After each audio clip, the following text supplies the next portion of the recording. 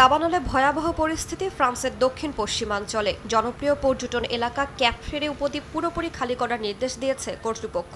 স্থল ও নৌপথে প্রায় 1,10,000 মানুষকে নিরাপদে সরিয়ে নেওয়া হয়েছে। মাত্র 2 দিনে 20,000 হেক্টরের বেশি বনভূমি পুড়ে গেছে। আগুনে ধ্বংস হয়েছে অনেক ঘরবাড়ি। পরিস্থিতি সামাল দিতে ইউরোপীয় ইউনিয়নের সহায়তা চেয়েছেন প্রেসিডেন্ট ইমানুয়েল ম্যাক্রো।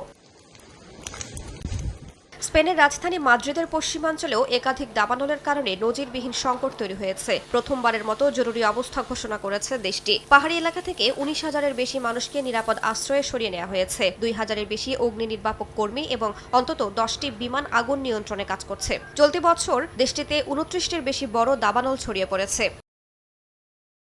উত্তর আমেরিকাতেও থামছে না আগুনের তাণ্ডব। অন্টারিওতেও আগুনে পুড়ে যাওয়া বনাঞ্চলের পরিমাণ বেড়ে 7,35,000 হেক্টরে পৌঁছেছে। কানাডার প্রধানমন্ত্রী মার্ক কার্নি একে দেশের ইতিহাসের অন্যতম ভয়াবহ দাবানল মৌসুম বলে উল্লেখ করেছেন। প্রদেশ জুড়ে সক্রিয় রয়েছে প্রায় 90টি দাবানল। দাবানলের ধোঁয়া সীমান্ত পেরিয়ে যুক্তরাষ্ট্রের বিভিন্ন অঙ্গরাজ্যের বায়ুমানও মারাত্মকভাবে দূষিত করছে। এর জেরে কানাডার ওপর আবারও শুল্ক আরোপের হুমকি দিয়েছেন মার্কিন প্রেসিডেন্ট ডোনাল্ড ট্রাম্প।